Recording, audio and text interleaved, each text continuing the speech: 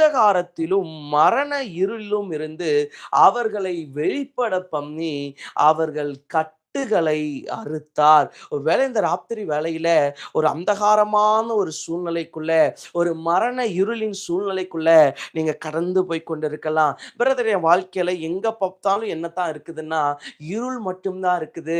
என் வாழ்க்கையில வெளிச்சமே இல்ல.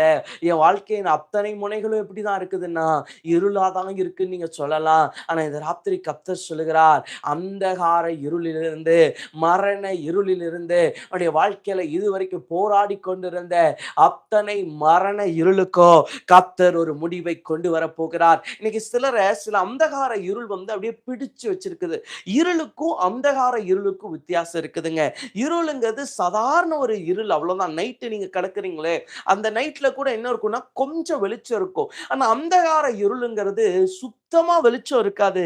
நீங்க சாதாரணமா பார்க்கிற இருளை விட 1000 மடங்கு வலிமையானதுதான் என்னன்னா அந்தகார இருள். இன்னைக்கு நிறைய பேருடைய வாழ்க்கையை எது சுத்தி வச்சிருக்குன்னா ஒரு அந்தகாரம் சுத்தி வச்சிருக்குது. அவங்களால என்ன பண்ண முடியலன்னா முன்னாடியே போக முடியல. இருள்ல இருக்கிறவன் என்ன ஆவான்? முதல்ல குழப்பமாவே இருப்பான். அவன் வாழ்க்கையில எல்லாமே என்னவா இருக்கும்னா கன்ஃபியூஷனாவே இருக்கும். இருள்ல இருக்கிற ஒரு மனுஷனால தெளிவா இருக்கவே முடியாது. அவன் எல்லா விஷயத்திலும் குழம்பிக்கிட்டே இருப்பான். இன்னைக்கு ஒருவேளை சில குழப்பம் உங்க வாழ்க்கையில இருக்குன்னா உங்களுக்கே தெரியாம ஏதோ ஒரு இருள் உங்க வாழ்க்கையை சூழ்ந்து இருக்குன்னு அர்த்தம். இன்னைக்கு ஒரு இருளை வச்சு சத்துரு உங்களை என்ன பண்ணிட்டு இருக்கிறான்னா எல்லாத்திலையும் குழப்பிக்கிட்டு இருக்கிறான். எல்லாத்திலையும் உங்களை அப்படியே அந்த இருட்டுக்குள்ளேயே வச்சுக்கிறான். ஆனா இன்னைக்கு கர்த்தர் சொல்றான், நான் என்ன பண்ண போறேன்னா இந்த அந்தகார இருள்ல இருந்து, இந்த இருள்ல இருந்து நான் உன்னை வெளியே கொண்டு வர போறேன். 2வது இந்த வார்த்தை சொல்லுது மரண இருள். ஃபர்ஸ்ட் அந்தகார இருள், 2வது மரண இருள். என்னங்க மரண இருள்? சில இருளான பாதைகள் இருக்கும். அந்த பாதையில நம்மளால தப்பி வெளியே வரவே முடியாது. மரணமே அதுல சூழ்ந்து இருக்கும். அப்படிப்பட்ட பாதைகள் நம்முடைய வாழ்க்கையில இருக்கலாம். ஆனா இந்த ராத்திரி கர்த்தர் சொல்லுகிறார், நீ எப்பேற்பட்ட மரண சங்கிலிக்குள்ள இருந்தா கூட நான் என்ன பண்ண போறேன்னா உன்னை வெளிப்பட பண்ண போகிறேன். இந்த 16வது நாள் கர்த்தர் சொல்லுகிறார், நான் உன்னை வெளிப்பட பண்ண போகிறேன். சில இருளுக்குள்ள நீ மாட்டி இருக்கிறது உண்மை. சில இருளுக்குள்ள நீ சிக்கி இருக்கிறது உண்மை. உன் வாழ்க்கை சில இருளான பாதைக்குள்ள இருக்கிறது உண்மை. நீ கண்ணு கெட்டின வரைக்கும் உனக்கு என்னதான் தெரியுதுன்னா ஒன்றுமே இல்லாத சூழ்நிலை தான் தெரியுது. இன்னைக்கு நிறைய பேருக்கு இருள்ல என்ன இருக்கும் தெரியுமா? குருட்டு ஆட்டம் இருக்கும், பிளைண்ட்னஸ் இருக்கும். நீங்க எவ்வளவு பார்த்தாலும் ஒண்ணும் உங்களுக்கு தெரியாது. நீங்க எவ்வளவு முயற்சி பண்ணாலும் உங்களுக்கு ஒண்ணும் தெரியாது. நீங்களும் நினைச்சு பாக்குறீங்க, எதையாச்சும் பார்க்க முடியுமா, எங்கேயாச்சும் நமக்கான இலக்கு இருக்குதா, எங்கேயாச்சும் நமக்கான தரிசனம் இருக்குதா, இப்படி எல்லாம் தேடி தேடி பாக்குறீங்க. ஆனா உங்களை சூழ்ந்து இருக்கிற இருள் உங்களை எப்படி வச்சிருக்குதுன்னா உங்களை குருட்டாட்டத்திலேயே வச்சிருக்குது. உங்களை முன்னேற விடாதபடிக்கு ஒரு இருள் உங்களை கண்களை கட்டி வைத்திருக்கிறது.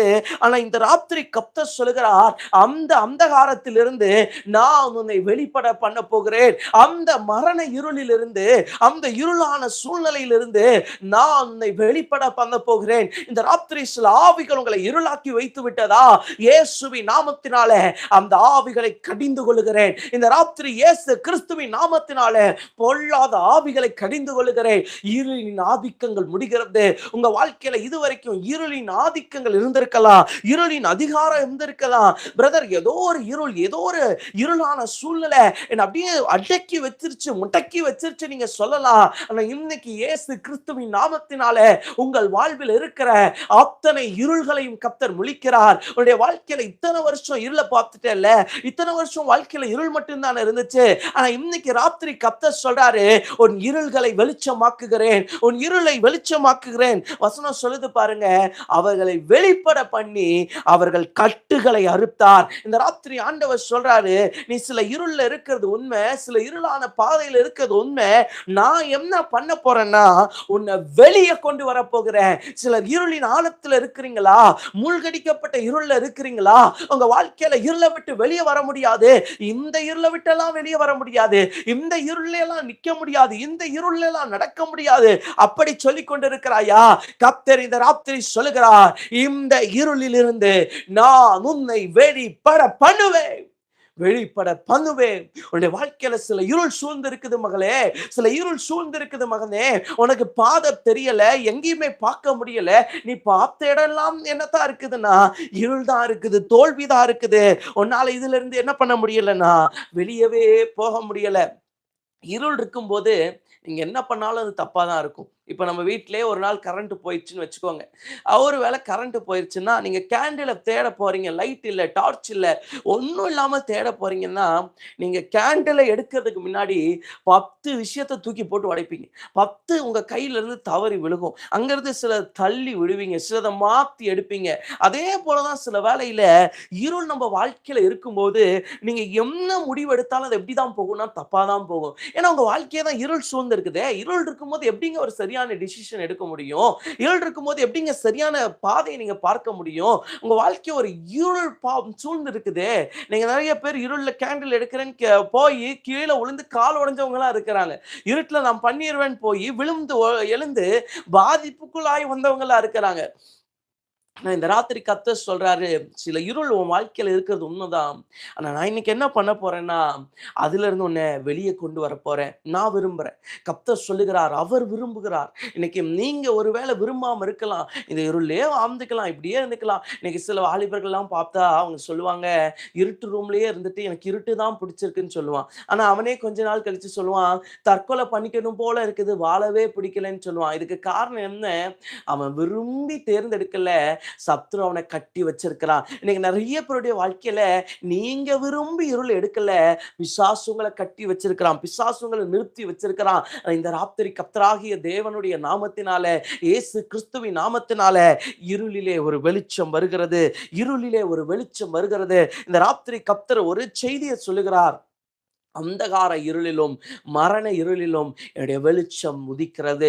ஒருவேளை உங்கள் வாழ்க்கையில சூழ்ந்து பார்க்கவே முடியாத இருள் இருக்கலாம். இன்னைக்கு மரணம் போன்ற இருள் இருக்கலாம். இதுல எனக்கு மரணம் தான் இருக்குது, வேற எதுவுமே இல்லை, விழுந்தா மரணம், இதை விட்டு எந்திரிக்கவே முடியாது, அப்படி சிலது இருக்கலாம். ஆனா இந்த ராத்திரி ஆண்டவராகிய இயேசுவின் நாமத்தினால சில மரண இருள்கள் முடிகிறது, சில மரண இருள்கள் முடிகிறது. உங்க வாழ்க்கையில இதுவரைக்கும் துரத்தி கொண்டிருந்த சில இருள்களை கர்த்தர் முடித்து வைக்கிறார். இனி நீங்க இந்த இருள்ல வாழணும்னு அவசியம் இல்ல. இனி இந்த இருளோட நீங்க ஓடணும் அவசியம் இல்ல. கர்த்தர் வெளிச்சத்தை தரப்போகிறார். சரி, இந்த ராத்திரி வேளையில கூட தேவன் தருகிற ஒரு 3 விதமான வெளிச்சம், தேவன் தருகிற ஒரு 3 விதமான வெளிச்சத்த வேகமா நான் உங்களுக்காய் சொல்லி உங்கள் விடுதலைக்காய் சுபிக்க போகிறேன். முதலாவது பாருங்களேன்.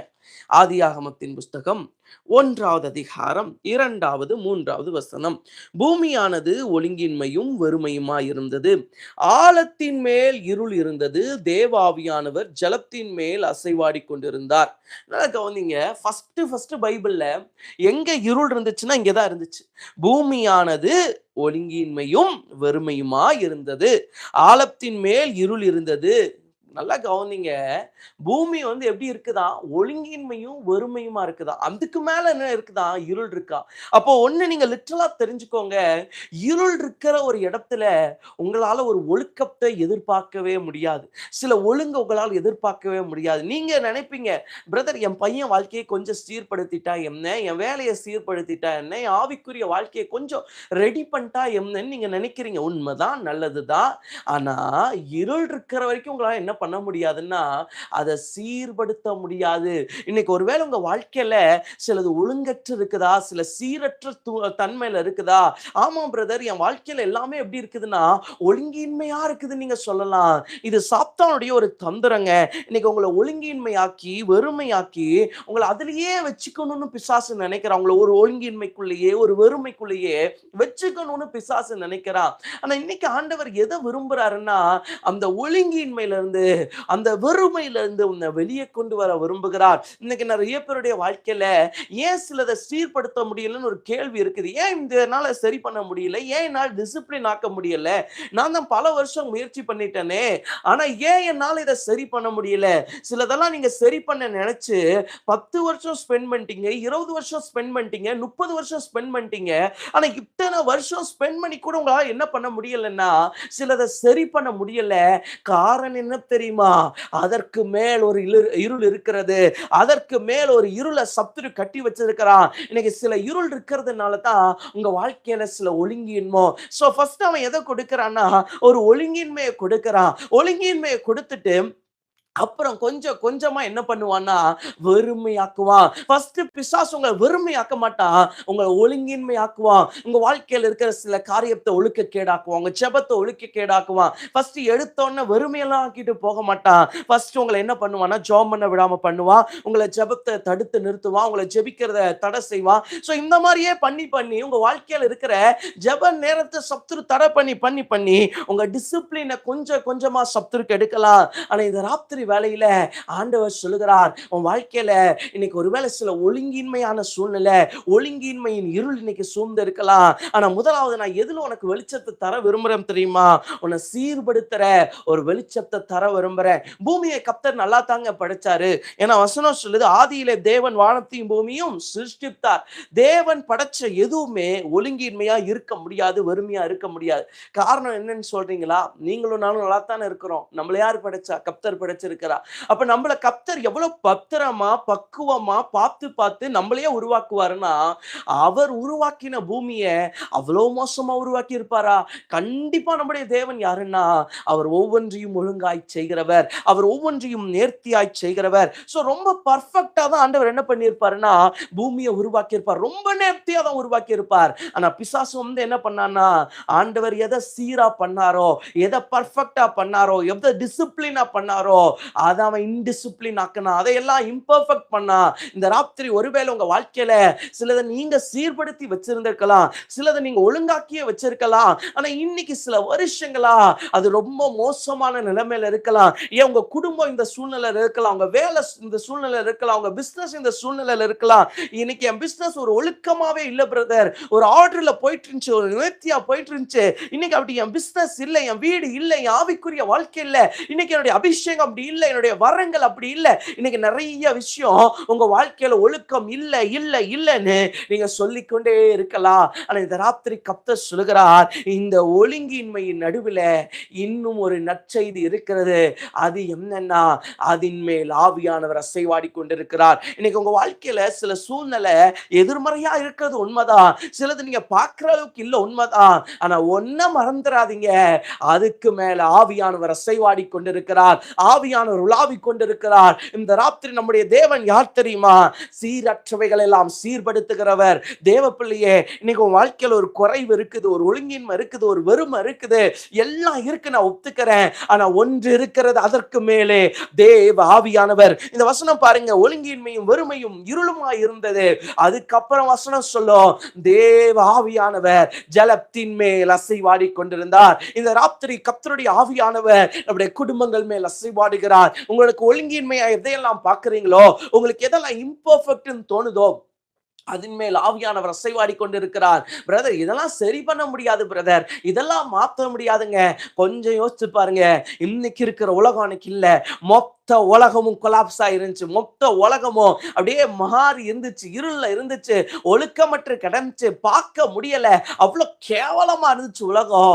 ஆனா அந்த உலகத்தையே அன்னைக்கு என்ன பண்ணாருன்னா, ஒரே நாள்ல அவர் சீர்படுத்துவாருன்னா, ஒரே நேரத்துல வெளிச்சத்தை கொடுப்பாருன்னா, 7 நாளுக்குள்ள உலகத்தை சிருஷ்டித்து முடிப்பாருன்னா, இந்த ராத்திரி தேவ பிள்ளைய இன்னைக்கு வாழ்க்கையில எதெல்லாம் ஒழுங்கின்மையோ வெறுமையோ பல வருஷமா நீ போராடி இருக்கலாம், பல மாதங்களா போராடி இருக்கலாம். ஆனா இன்னும் சில நாட்களுக்குள்ள, இந்த 40 நாள் ஜெபம் முடிகிறதுக்குள்ள கர்த்தர் அத்தனையும் சீர்படுத்துகிறார், கர்த்தர் அத்தனையும் ஒழுங்குபடுத்துகிறார். உடைய வாழ்க்கையில இனி ஒழுங்காகாது காரியங்கள் இருக்க முடியாது. இனி உன்னுடைய வாழ்க்கையில ஒழுங்கின்மையான காரியங்கள் இருக்க முடியாது. கர்த்தர் ஒழுங்குபடுத்தி கொண்டிருக்கிறார். இந்த ராத்திரி வேளையில நீங்க சொல்லுங்க, என் வாழ்க்கையில இத்தனை பிரச்சனை இருக்கிறது உண்மை, இத்தனை போராட்டம் இருக்கிறது உண்மை, ஆனா அதின் நடுவில் யார் உலாவி கொண்டு இருக்கிறான்னா, ஓ பரிசுத்த ஆவியானவர், பரிசுத்த ஆவியானவர். இந்த ராத்திரி வேளையில தேவ ஜனங்களே, உங்க வாழ்க்கையில சில பார்த்து பயப்படாதீங்க. ஐயோ இவ்வளவு ஒழுங்கின்மை இருக்குதே, இவ்வளவு வறுமை இருக்குதே, நான் என்ன பண்ணுவேன்? இல்ல இல்ல இல்ல, அதின் நடுவிலே பரிசுத்த ஆவியானவர் உள்ளாவி கொண்டிருக்கிறார். பரிசுத்த ஆவியானுடைய ஒரு வல்லமை இறங்கி கொண்டிருக்கிறது. இந்த ராத்திரி வேளையில யார் யாரெல்லாம் எங்கெல்லாம் ஒழுங்கின்மை வெறுமைன்னு சொல்றீங்களோ, எஸ் ஹோலி ஸ்பிரிட் உடைய ஒரு பெரிய அனாயிண்டிங், ஒரு பெரிய வல்லமை உங்க வீட்டின் மேல இறங்கி கொண்டிருக்கிறது. இந்த ராத்திரி உங்க வாழ்க்கையில ஒரு பெரிய வெளிச்சத்தை கர்த்தர் கொடுக்கிறார். சோ முதலாவது நம்ம எதுக்கு ஜெபம் பண்ண போறோம்னா, சீரற்றவைகளை எல்லாம் சீர்படுத்துறதுக்கு ஜெபம் பண்ண போறோம். சீரற்று இருக்குதுங்கிறீங்களா? சிலது ஒழுங்கி ஒழுங்கின்மையா இருக்குதுங்கிறீங்களா? அதன் நடுவில் என்ன வரப்போகுதுன்னா, ஒரு பெரிய வெளிச்சம் வரப்போகுது. அதன் நடுவுல ஒரு பெரிய வெளிச்சம் உதிக்க போகுது. இன்னைக்கு உங்க வாழ்க்கையில சிலது சீரற்று இருக்கிறது உண்மை, சிலது ஒழுங்கின்மையா இருக்கிறது உண்மை. ஆனா ஒண்ணு மறந்துராதீங்க, அதின் மேல் தேவாவியானவர் அசைவாடி கொண்டிருக்கிறார். அதின் மேல் தேவாவியானவர் உலாவிக் கொண்டிருக்கிறார். சத்துரு என்ன பண்ணிட முடியாதுன்னா, அதை நமக்கு நெகட்டிவா மாத்திர முடியாது. நமக்கு பாசிட்டிவ் ஆக்குகிற கர்த்தர் நம்மோடு கூட இருக்கிறார். நமக்கு எல்லாத்தையும் செஞ்சு கொடுக்கிற கர்த்தர் நம்மோடு கூட இருக்கிறார். முதலாவது ஆண்டவர் சொல்லுகிறார், நான் என்ன பண்ண போறேன்னா, சீர்படுத்துகிற ஒரு வெளிச்சத்தை தரப்போறேன். பூமியை ஒழுங்கினப்படுத்தினது சாத்தான் நமக்கு தெரியும். சில வேளையில உங்க வாழ்க்கைய இன்னைக்கு ஒழுங்கீனமாக்கி இருளாக்கி வைத்திருக்கிற சாத்தானுடைய தந்திரங்களை அழித்து தேவன் ஒரு வெளிச்சத்தை கட்டளையிட போகிறார். முதலாவது நம்ம இதுக்காக ஜெபம் பண்ண போறோம். சாத்தான் உருவாக்கின சீரற்ற தன்மையில் ஒரு வெளிச்சம். ஜெபம் பண்ணலாம். ஆண்டவரே, இந்த ஜெபத்தின் இந்த சப்தத்தை கேட்கிற எங்க தேவ பிள்ளைகளுக்காக ஜெபம் பண்ற ஆண்டவரே, இவங்க எந்த மதத்தில் இருந்தாலும் சரி, இவங்களுக்காக நான் ஜெபம் பண்றேன். இயேசு கிறிஸ்துவின் நாமத்தினால இவங்க சிலதை சீர்படுத்த பார்த்தாங்க, சிலதை சரி பண்ண பார்த்தாங்க. ஆனா இவங்களால சிலதை பண்ணவே முடியல ராஜா. ஆனா இந்த ராத்திரி உங்க நாமத்துல சொல்ற ஆண்டவரே, அநேக காரியங்கள் சீரடைவதாக, அநேக காரியங்கள் மாறுவதாக உங்க கரத்தில ஒரு வெளிச்சம் வெளிச்சம் வெளிச்சம் ஒழுங்கின்மையும் நடுவில் சீரற்ற தன்மையில ஒரு வெளிச்சம் உண்டாவதாக. ஓ, சீர்கேடுங்கிற அந்தகார இருள்ல ஒரு வெளிச்சம் உதிக்கட்டும், வெளிச்சம் உதிக்கட்டும், வெளிச்சம் உதிக்கட்டும். லேபா லாகா தூனி ஹந்தரபா ரேபாலா ஷம்தரா. இத்தனையும் உங்க வாழ்க்கையில் இருக்கிறது உண்மை. ஆனா அதுக்கு மேல பரிசுத்த ஆவியானவர், அதுக்கு மேல பரிசுத்த ஆவியானவர் உலாவி கொண்டிருக்கிறீர், உலாவி கொண்டிருக்கிறீர். யாருடைய வாழ்க்கையில எல்லாம் பெரிய சீரற்ற தன்மையும் ஒரு சீரற்ற ஒழுங்கின்மையும் இருக்குதோ, இந்த ராத்திரி அது அப்படியே மாறுகிறதற்காய் ஸ்தோத்திரம். கர்த்தர் மாற்றினதற்காய் ஸ்தோத்திரம். சீர்படுத்துகிற ஒரு வெளிச்சம் அது உதித்ததற்காய் ஸ்தோத்திரம். இயேசுவின் நாமத்தில் பிதாவே, ஆமென். முதலாவது பாருங்க, சீர்படுத்துகிற ஒரு வெளிச்சம். இரண்டாவது பாருங்களேன், யாத்திராகமத்தின் புஸ்தகம் 14வது அதிகாரம் 19, 20வது வசனங்கள். அப்பொழுது இஸ்ரவேலின் சேனைக்கு முன்னாக நடந்த தேவ தூதனானவர் விலகி அவர்களுக்கு பின்னாக நடந்தார். அவர்களுக்கு முன் இருந்த மேகஸ்தம்பம் விலகி அவர்களுக்கு பின்னே நின்றது. அது எகிப்தியரின் சேனை இஸ்ரவேலின் சேனையும் ரா முழுவதும் ஒன்றோடு ஒன்று சேராதபடி அவைகள் நடுவிலே வந்தது. எகிப்தியருக்கு அது மேகமும் அந்தகாரமுமாய் இருந்தது, இஸ்ரவேலுக்கோ அது இரவை வெளிச்சமாக்கிற்று. இரண்டாவது கவனிங்க, இஸ்ரவேல் ஜனங்க எங்க இருந்து கிளம்புறாங்க? எகிப்து தேசத்துல இருந்து கிளம்புறாங்க. எங்க நோக்கி போறாங்க? கானானை நோக்கி போறாங்க. இப்ப பின்னாடி ஒரு கூட்டம் இஸ்ரவேலின் ஜனங்களை துரத்தி கொண்டு வருது. எந்த கூட்டம்னா எகிப்தின் ராஜாக்களுடைய கூட்டம். ரொம்ப பெரிய சேனைகளோடு வராங்களாம். அவங்க இஸ்ரவேல் ஜனங்க போறது நடந்து போறாங்க, அவங்க வர்றது ரதங்களோடும் சேனைகளோடு வராங்க. எப்படியாவது இவங்களை பிடிச்சிடலாம், இவங்களை நிறுத்திடலாம்னு சொல்லிட்டு வராங்க. அப்போ ரெண்டு பேரும் எங்க இருந்தா கிளம்புனாங்கன்னா ஒரே இடத்துல இருந்தா கிளம்புனாங்க. ஆனா இவங்களுக்கும் அவங்களுக்கும் ஒரு பெரிய வித்தியாசம். ரெண்டு பேரும் ஒரு இடத்துல இருந்து கிளம்புனது உண்மை. அந்த முன்னாடி போற கூட்டத்துக்கு வெளிச்சம் இருக்குது, பின்னாடி வர்ற கூட்டத்துக்கு ஒரு பெரிய இருள் இருக்கு. இந்த ராத்திரி நான் சொல்றேன், உங்க வாழ்க்கையில நீங்க நிறைய திட்டங்களோட துவங்கி இருக்கலாம், நிறைய தரிசனங்களோடு துவங்கி இருக்கலாம், பெரிய திட்டம் பெரிய காரியம் உங்க வாழ்க்கையில இருக்கலாம். ஆனா உங்களுக்கு சொல்றேன், இன்னைக்கு கர்த்தர் உங்க வாழ்க்கையில எதை வச்சிருக்கிறார்னா ஒரு வித்தியாசப்படுத்துகிற வெளிச்சத்தை வச்சிருக்கிறார். இன்னைக்கு உங்களுக்கும் மற்றவங்களுக்கும் ஒரு பெரிய வித்தியாசம் இருக்குங்க. எல்லா மனுஷங்களை போலயே கர்த்தர் உங்களை நடத்த மாட்டார். உங்களுக்கு ஒரு வித்தியாசமான வெளிச்சத்தை கர்த்தர் தருவார். இஸ்ரவேல் ஜனங்களுக்கும் பார்வோனுடைய சேனைக்கோ ஒரு வித்தியாசத்தை உண்டு பண்ணின ஆண்டவர் இந்த ராத்திரி சொல்லுகிறார், இரண்டாவது வித்தியாசப்படுத்துகிற ஒரு வெளிச்சத்தை நான் தரேன். உன் கூட நிறைய பேர் போட்டி போடுறாங்க, உன் கூட நிறைய பேர் ஆரம்பிச்சாங்க உண்மை. ஆனா தேவ பிள்ளையே, உனக்கு ஒரு வித்தியாசத்தை கர்த்தர் வச்சிருக்கிறார். சாம்பேல் இஸ்ரவேலின் ராஜாவை அபிஷேகம் பண்றதுக்கு தாவீதுடைய வீட்டுக்கு போறார். போன உடனே இவரு அபிஷேக தைலத்தை எடுத்து யார் மேல ஊத்த போனாருன்னா தாவீதுடைய அண்ணா மேல ஊத்த போறார். அப்போ அண்ணா மேல ஊத்த போன உடனே ஆண்டவர் சொல்லுவாரு, இல்ல இல்ல இவன் இல்ல அப்படின்னு சொல்லி தடுத்து நிறுத்துவார். தடுத்து நிறுத்திட்டு தாவீதை வர வச்சு தாவீது அபிஷேகம் பண்ணுவார். அப்ப இதுக்கான காரியம் என்னன்னா, தாவீதை மாத்திரம், அந்த வீட்டுல 8 பிள்ளைங்க இருந்தா கூட தாவீதை மாத்திரம் ஒவ்வொருத்தரும் கர்த்தர் என்ன பண்ணி வச்சாருன்னா வித்தியாசப்படுத்தி வச்சார். இந்த ராத்திரி வேளையில ஒருவேளை இன்னைக்கு உங்க வாழ்க்கையில எத்தனையோ பேர் உங்க கூட போட்டி போடலாம். எத்தனையோ பேர் உங்களுக்கு சரிசமமா நிக்கணும். உங்க கூட நின்று போட்டி போடணும்னு நினைக்கலாம். ஆனா இன்னைக்கு ராத்திரி கர்த்தர் சொல்றாரு, நான் என்ன பண்ண போறேன்னா, உன்னை வித்தியாசப்படுத்த போறேன். ஏசாயா 60:1 சொல்லுகிறது, எழும்பி பிரகாசி, உன் ஒளி வந்தது, கர்த்தருடைய மகிமை உன்மேல் உதித்தது. அந்த வார்த்தை பாருங்க அழகா சொல்லுது, உன் ஒளி வந்தது. இது பர்ட்டிகுலரா உன் லைட்டுப்பா, எல்லாருடைய வெளிச்சம் இல்ல, உன் வெளிச்சம் வருது. உங்களுக்கான வெளிச்சம் உங்களுக்கு மட்டும் தாங்க பிரகாசிக்க முடியும். இப்ப நம்ம லைவ்ல பேசிக்கிட்டு இருக்கிறோம், இல்ல நம்ம கூட்டம் நடத்துறோம்னு வைங்களேன், லைட் வைப்பாங்க. பல லைட் வச்சு அந்த வீடியோ கவர் பண்றதுக்கு வைப்பாங்க. அந்த லைட் மட்டும் கொஞ்சம் அளவு அதிகமாயிருச்சுன்னு வச்சுக்கோங்களேன், வீடியோல ஃபேஸே தெரியாது. இப்ப நீங்களே உங்க வீட்ல இருக்கிறீங்க, கேமராவை கொண்டு போய் லைட்டுக்கு முன்னாடி எடுத்தீங்கன்னா ஃபேஸ் தெரியாது.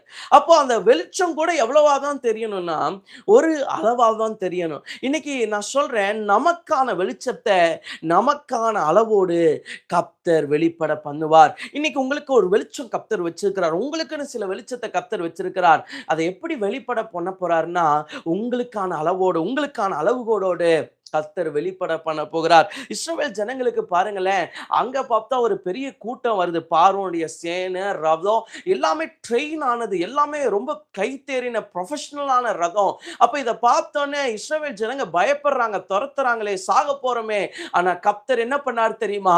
அவர்களுக்கும் இவர்களுக்கும் ஒரு வித்தியாசத்தை உண்டு பண்ணினார். இந்த ராத்திரி நான் சொல்றேன், சில கூட்டங்கள் உங்களை துரத்தி கொண்டிருக்கலாம், சில மனுஷங்க உங்க கூட போட்டி போடலாம். ஆனா கர்த்தர் சொல்றாரு, அவங்களுக்கு உனக்கும் நான் ஒரு வித்தியாசத்தை வச்சிருக்கிறேன். அந்த மனுஷங்களுக்கு உனக்கும் நான் ஒரு பெரிய வித்தியாசத்தை வச்சிருக்கிறேன்னு கர்த்தர் சொல்றாரு.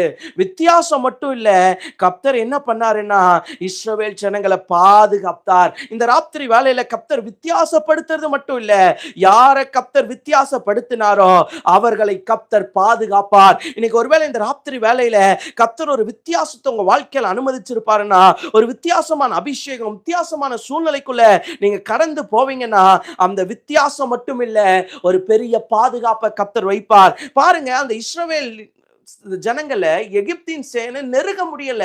அவ்வளோ பக்கத்துல வராங்க, இவங்க நடந்து போறாங்க, அவங்க பார்த்தா வண்டியில வராங்க. வாகனத்துல வர்றவங்களால என்ன பண்ண முடியல, இஸ்ரவேல் ஜனங்களை நெருங்க முடியல. அப்படிப்பட்ட ஒரு ஓட்டத்தை ஓடிக்கொண்டிருக்கிறாங்க. ஆனா இந்த ராத்திரி கர்த்தர் சொல்றாரு, நான் உன்னை வித்தியாசப்படுத்துறேன். அது என்ன வித்தியாசம் தெரியுமா? எதிரி நெருங்க முடியாத வித்தியாசம், உன்னை தொடர்ந்தவங்க நெருங்க முடியாத வித்தியாசம், உன்னை இதுவரைக்கும் துரத்தினவங்க நெருங்க முடியாத ஒரு வித்தியாசத்தை நான் வாழ்க்கையில பண்றப்பா. இது வரைக்கும் நீ சாதாரணமா போயிட்டு இருந்த, அதுதான் பிரச்சனை. ஆனா இன்னைக்கு ராத்திரி நான் சொல்றேன், உன்னை வித்தியாசப்படுத்துறதுக்குனே ஒரு அபிஷேகம் வச்சிருக்கிறேன், உன்னை வித்தியாசப்படுத்துறதுக்குனே ஒரு வல்லமை வச்சிருக்கிறேன், அதை உன் வாழ்க்கையில தரேன். இன்னைக்கு வாழ்க்கையில வித்தியாசம் இல்லாம போகுதா? எல்லாரும் ஒரே கோட்ல ஓடுறீங்களா? எல்லாரும் ஆரம்பிச்சது ஒரே இடத்துல, நீங்க எல்லாம் ஒரே மாதிரி ஓடிட்டு இருக்கிறீங்களா? ஆனா கர்த்தர் சொல்றார், இல்ல இல்ல, 1000 பேர் உன்னோட தொடர்ந்தா கூட நான் உன்னை என்ன பண்ண போறேன்னா வித்தியாசப்படுத்த போறேன். தாவீது கூட 8 பேர் இருந்திருக்கலாம், யோசேப்பு கூட 12 பேர் இருந்திருக்கலாம்.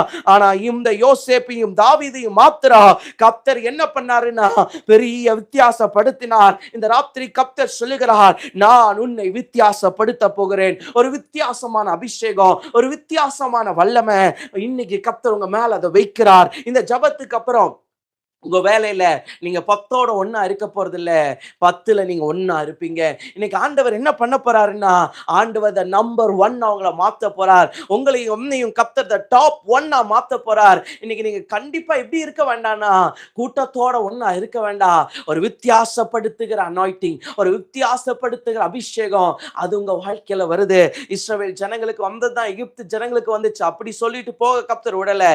இஸ்ரவேல் ஜனங்களுக்கு அது வெளிச்சம், எகிப்து ஜனங்களுக்கு அது இருள். இன்னைக்கு ஒருவேளை உங்க வாழ்க்கையில கர்த்தர் உங்களுக்கு வச்ச ஆசீர்வாதத்துக்கு விரோதமா 1000 மனுஷன் வந்தாலும் கர்த்தர் அவர்களுக்கு இருளை ஆக்கி உங்களுக்கு வெளிச்சத்தை தருவார். சோ இரண்டாவது, ஒரு கிருபைக்காக ஜெபம் பண்ண போறோம், வித்தியாசப்படுத்துகிற ஒரு வெளிச்சத்துக்காய் ஜெபம் பண்ண போறோம். வித்தியாசப்படுத்துகிற ஒரு வெளிச்சம் உங்க வாழ்க்கைய வரப்போகுது. வித்தியாசப்படுத்துற ஒரு வெளிச்சம் உங்க வாழ்க்கையில மூட போகுது. ஜெபிக்கலாம், ஆண்டவரே ஒரு வித்தியாசப்படுத்துகிற வெளிச்சம். இந்த ஜெபத்துல இந்த சப்தத்தை கேட்கிறவங்க, ஆண்டவரே 10ல 1 இருக்க இருக்கக்கூடாது, 100ல 1 இருக்கக்கூடாது. எஸ், இந்த குடும்பம், இந்த ஏரியால, அவங்க இருக்கிற ஊர்ல, அவங்க பிசினஸ், அவங்க ஊழியம் எல்லாமே த டாப் மோஸ்ட் ஆண்டவர் தலைமையில நிற்பதாக இயேசுவின் நாமத்தில ஒரு பெரிய வித்தியாசப்படுத்துகிற அபிஷேகம், ஒரு வித்தியாசப்படுத்துகிற அனுபவம். ரேபா லாகா தூரியாந்தரபா. எஸ் எஸ் இந்த ராத்திரி அநேகரை வித்தியாசப்படுத்துவீராக. ஒரு வித்தியாசப்படுத்துகிற வெளிச்சம்.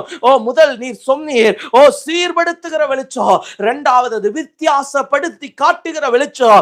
எஸ், இந்த ஜெபத்துக்கு அப்புறம் நிறைய பிள்ளைகள் நிறைய இடத்துல எஸ் கர்த்தரை வித்தியாசப்படுத்தினார், வித்தியாசமா மேன்மைப்படுத்தினார், வித்தியாசமா உயர்த்தினார். அப்படி சொல்லுகிற ஒரு பெரிய கிருபையை கர்த்தர் நீர் போடுவீராக ராஜா. எஸ், இந்த ஜெபத்துக்கு அப்புறம் அநேகர் வித்தியாசம் அடைவார்களாக, பெரிய வித்தியாசம் வருவதாக ராஜா. நீங்க மாற்றுகிறதற்காய் ஸ்தோத்திரம், நீர் தந்ததற்காய் ஸ்தோத்திரம். இயேசுவின் நாமத்தில் பிதாவே, ஆமென். முதல்ல சீர்படுத்துகிற வெளிச்சம், இரண்டாவது வித்தியாசப்படுத்துகிற வெளிச்சம், மூன்றாவது பாருங்க, இந்த ஒரு காரியத்தை சொல்லி நம்ம முடிக்க போகிறோம். மத்தேயுவின் புஸ்தகம் 2வது அதிகாரம் 10வது வசனம் பாருங்க. அவர்கள் அந்த நட்சத்திரத்தை கண்டபோது மிகுந்த சந்தோஷம் அடைந்தார்கள். அவர்கள் அந்த வீட்டுக்கு பிரவேசித்து பிள்ளையும் அதன் தாயாகிய மரியாளையும் கண்டு சாஷ்டாங்கமாய் விழுந்து அதை பணிந்து கொண்டார்கள். மூணாவது பாருங்க, இங்க இயேசுவானவர் பிறந்திருக்கிறார். அப்ப இயேசு பிறந்தோன்னு தேவதூதன் சாஸ்திரிகளுக்கும் மெய்ப்பர்களுக்கும் வந்து சொல்றாரு, நீங்க எங்க போங்கன்னா இயேசு இருக்கிற இடத்துக்கு போங்க. அப்ப இவங்களுக்கு எங்க போகணுங்கிறது நல்லாவே தெரியும். எங்க போகணும், என்ன பண்ணணும், இயேசுவை பார்க்கணும், இயேசுவை வணங்கணும், இது எல்லாமே உங்களுக்கு தெரியும்.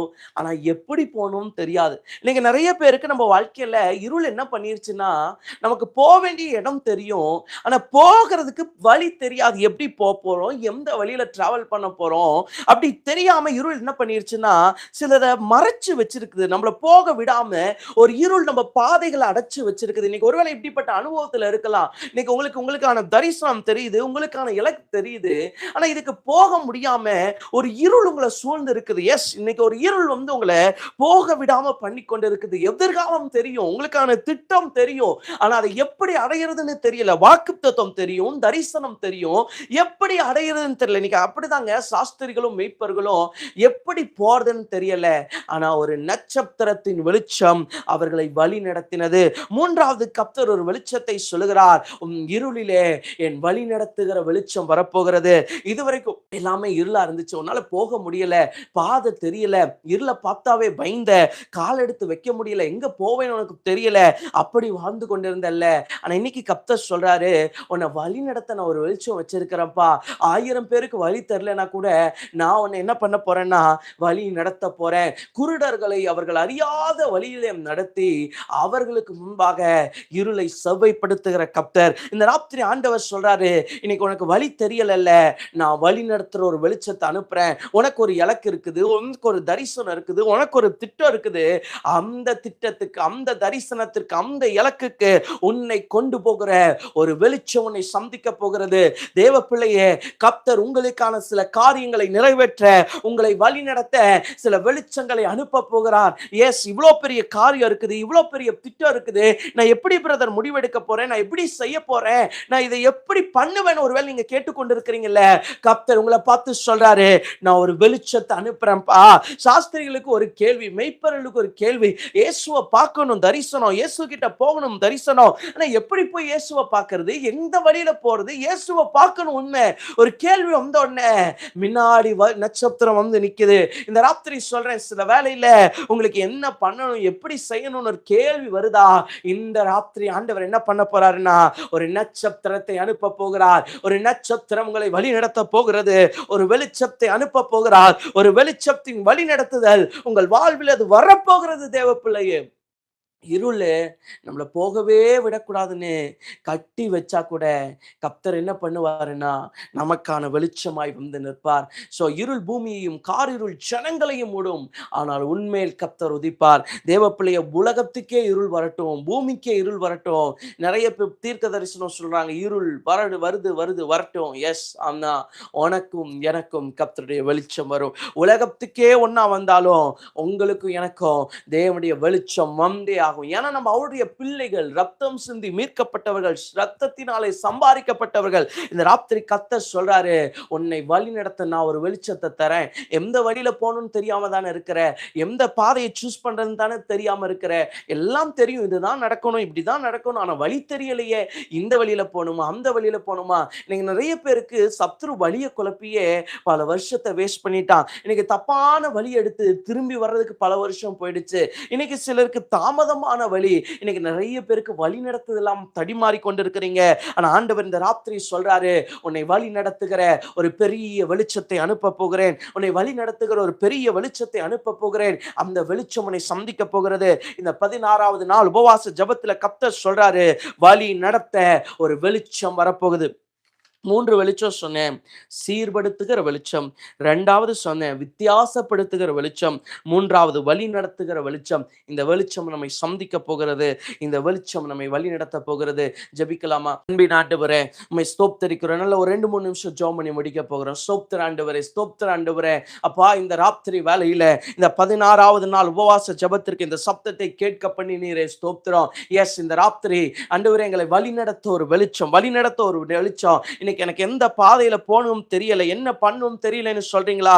ஜெபம் பண்ணுங்க, ஜெபம் பண்ணுங்க. இயேசுப்பா, என்னை வழி நடத்த ஒரு வெளிச்சம், என்னை வழி நடத்த ஒரு வெளிச்சம். ரேபால ஹம்தர பௌஷக தீரியாம்தரபா. எஸ் எஸ், வழி நடத்துகிற ஒரு பெரிய வெளிச்சம் இந்த ராத்திரி எங்கள் ஒவ்வொருவரையும் சந்திப்பதாக. வழி நடத்துகிற வெளிச்சம், வழி நடத்துகிற வெளிச்சம். பாதை தெரியாதவர்களை பாதை காட்டுகிற வெளிச்சம், கொண்டு போய் சேர்க்கிற வெளிச்சம். ரேபா லஹா தூரியாம்தரபா. இயேசுவே, ஒரு பெரிய வெளிச்சத்தை கட்டளையிடுங்க, பெரிய வெளிச்சத்தை கட்டளையிடுங்க. இந்த ராத்திரி ஒரு வழி நடத்துகிற வெளிச்சம், சீர்படுத்துகிற வெளிச்சம். ஆண்டவரே அப்பா, வித்தியாசப்படுத்துகிற வெளிச்சம். இன்னைக்கு பிள்ளைகளுடைய வாழ்க்கையில சத்துரு எங்கெல்லாம் இருள வச்சானோ, இருளிலே ஒரு வெளிச்சம். ஒரு ரஹம்தர போஷக தீரியாம்தரபா. கர்த்தரே உனக்கு நித்திய வெளிச்சமா இருப்பார். இந்த வார்த்தையின்படி இந்த ராத்திரி அநேகருக்கு ஒரு நித்திய வெளிச்சம், கர்த்தருடைய வெளிச்சம் உதிப்பதாக. ஒரு யாம்தரகல போஷம்தரபா. நித்திய வெளிச்சம், நித்திய வெளிச்சம் ஒவ்வொரு தலையின் மேல் உதிக்கட்டும், ஒவ்வொரு வீடுகள் மேல் உதிக்கட்டும். ரேபா லக லபோ ஷம்தரபா. பெரிய மாற்றங்கள் வருவதாக, அற்புதங்கள் நடப்பதாக, அதிசயங்கள் நடப்பதாக. இந்த 40 நாள் முடியறதுக்குள்ள கர்த்தர் எங்களை வித்தியாசப்படுத்திருங்க. எங்களுக்குள்ள இருக்கிற அத்தனையும் சீர்படுத்திருங்க. எங்களை அழகா வழி நடத்திருங்கப்பா. நீங்க வச்ச இலக்குக்கு கொண்டு போயிருங்க. அத்தனை மகிமையும் உமக்கு செலுத்துகிறோம். நான் பிரயோஜனமான ஊழியக்காரன், கனத்தை நீங்க எடுத்துக்கோங்கப்பா. உங்க கிருபையின் கரத்தில் ஒப்பு கொடுக்கிறேன். ஜனங்களை ஆசீர்வதிக்கிறேன். நன்மை செய்யுங்க. அந்த யாவரையும் நிறைவான ஆசீர்வாதத்துக்குள் ஒப்பு கொடுக்கிறேன். பெரிய காரியங்களை செய்யுங்க. இயேசுவின் நாமத்தில் பிதாவே, ஆமென். என் ஆத்துமாவே கர்த்தரை ஸ்தோத்திரி, என் முழு உள்ளமே அவருடைய பரிசுத்த நாமத்தை ஸ்தோத்திரி. என் ஆத்துமாவே கர்த்தரை ஸ்தோத்திரி, கர்த்தர் செய்த சகல உபகாரங்களை மறவாதே. ஆமென்.